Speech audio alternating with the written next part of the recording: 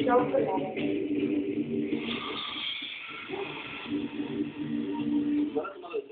वर्षापूर्वी तुम्ही आम्हाला असं सांगितलं होतं की या नव्या मतदारांना, तरुणांना, महाराष्ट्राला विकासाची एक नवी ब्लूप्रिंट तुम्ही देणार. माझं काम चालू आहे त्याच्यावर. अजून तयार कराय 3 वर्ष. अहो प्रश्न असा आहे, 60 वर्षाचा बॅकलॉग आहे हो. तो काय राजकारणी का 2 वर्ष झाले सगळे. तर या प्रश्न असा आहे ना की या सगळ्या याच्यामध्ये आता आमचे प्रॉब्लेम सगळे समोर आहेत, ज्याचं मी प्रेझेंटेशन देणार आहे आता काही दिवसात, की आम्ही कुठच्या पद्धतीने काम केलंय, काय काय करतो. या प्रॉब्लेम कसं आहे, मी आता प्रत्येक वेळेला कसं होतं, एक विरोधी पक्ष येतो, विरोधी पक्ष सांगतो की ह्या सरकारने हे चुका केल्या, ह्या चुका केल्या येतो. अरे ते बरोबर कसं करणार ते पण सांग ना. मी आता ही माझी म्हणूनच सांगतो ना, ही माझी पहिली वेळ आहे. आणि ह्या पहिल्या वेळेला मला या सर्व लोकांवरती एक अंकुश ठेवणं की ह्या सगळ्या गोष्टी कशा होतात ते पाहणं. आणि मी ज्या वेळेला लोकांसमोर माझ्या हातात पूर्ण सत्ता द्या म्हणून सांगेन, त्यावेळेला अख्खी महाराष्ट्राची ब्लूप्रिंट, आणि हे मी दाखवणार आहे. त्याच्यामध्ये कुठपर्यंत काम झालंय हे काय वरवरचं बोलत नाही मी. झाली गेली तेवढी 60 वर्ष खूप झाली. आता तोच खेळ परत राज ठाकरे नाही खेळू इच्छित. पण ब्लूप्रिंट द्यायला तुम्हाला किती वर्ष पाहिजे? अजून मला असं वाटतं वर्षभर काम चालू आहे ना आमचं. म्हणजे विधानसभा निवडणुकीच्या आधी ती तयार होणार नाही. त्याच्या अगोदर काय काम झालं हे आम्ही दाखवू ना, काय चाललंय हे दाखवू ना. आणि त्याच्यात प्रॉपर प्रेस कॉन्फरन्स घेऊन ते तुमच्यासमोर लोकांसमोर दाखवणार. म्हणजे कसं आहे, मी याच्यानंतर ना मी एखादी गोष्ट सांगितली की मी माझी सत्ता आल्यावरती मी गोष्ट करेन, त्याच्यानंतर मी हे नंतर सत्ता दिल्यानंतर मी प्रिंटिंग मिस्टेक म्हणून सांगणार नाही. ती ही करायची म्हणजे करायची आहे मला. विलासराव देशमुखांनी जसं सांगितलं होतं की आमची प्रिंटिंग मिस्टेक होती, आणि त्याच्यानंतर बाकीचे हॅ करून हसल्याने संपला विषय.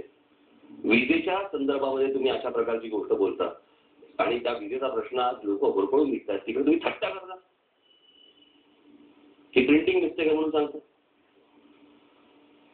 आपल्या कुठच्याही गोष्टी मला करायच्या नाही.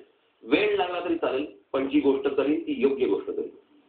विनाकारण मी काहीतरी आपली स्वप्न वेगवेगळी फुलपात्र उडवायची करणार नाही. काय गरज आहे? मला तुम्हाला दुसरा प्रश्न विचारायचा आहे. एक अतिशय चांगली गोष्ट तुम्ही पक्ष सुरू केलं तेव्हा केली होती, वेगवेगळे सेल निर्माण केले होते. आर्थिक सेल तुमच्या राघव नरसाळे बघत होते, असे वेगवेगळे चांगले लोक तुमच्याकडे होते. त्या सेल्सचं काय झालं पुढच्या 3 वर्षामध्ये? ते कसं आहे, ते सेल्स आहे बरं का. आणि त्यात ते सेल म्हणजे संघटना नाही आहे.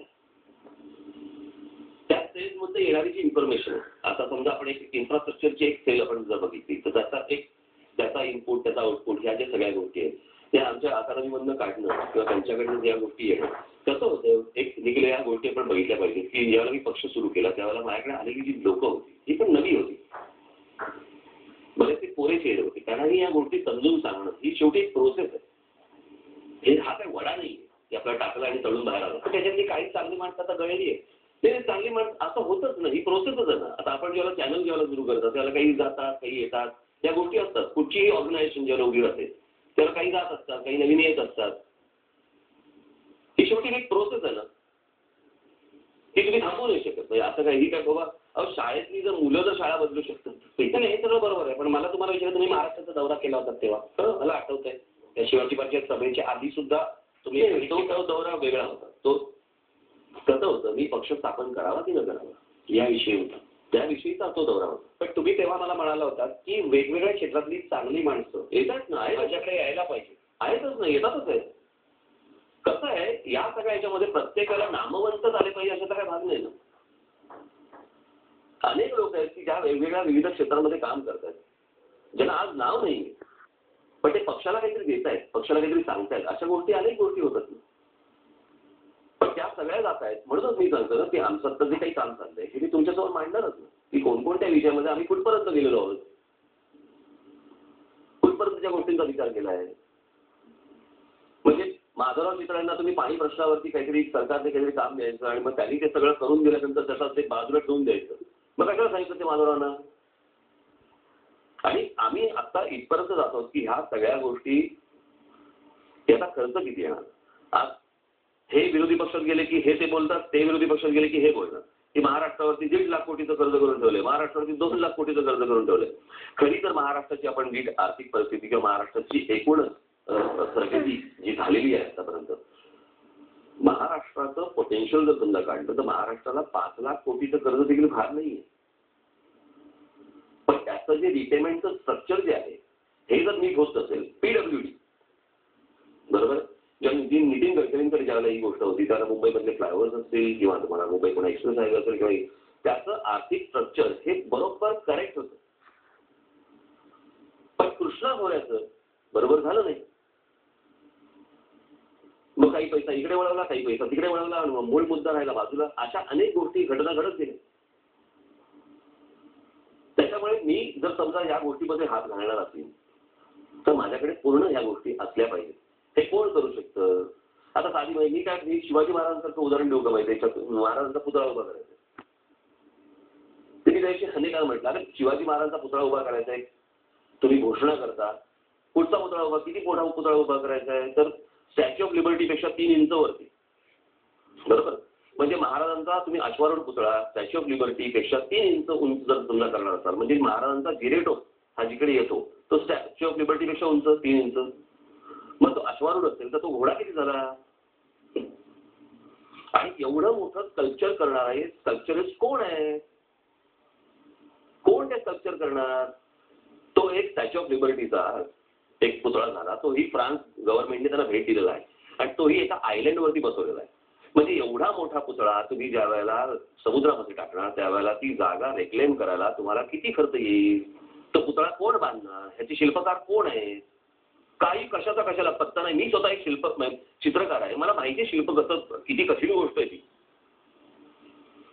आणि उद्या जर समजा तुम्ही काहीतरी वेडवाकड तिकडे जर समजा ती भरणी जी आहे व्यवस्थित नीट केली नाही, समुद्रात तुम्ही करतात, ही टेक्नॉलॉजी कोणाकडे आहे? कोण ही गोष्ट करणार आहे? काय कशाला पत्ता नाही. फक्त घोषणा करायच्या निवडणुकीच्या तोंडावरती, संपला विषय. आणि 99 सालापासून चालू आहे पुतळा उभा करणार. निवडणुकीच्या शेवटी फक्त सांगायचं पुतळा उभा करणार. कोण करणार तो पुतळा उभा करणार? हे असले खोटे वायदे हे देऊ का मी आता लोकांसमोर? मला हा विषय कधी कळलाच नाही. वीज फुकट. अरे फुकट काय फुकट? ती वीज निर्माण करायला पैसे लागतात की नाही? बरं कोण मागते तुमच्याकडे फुकट?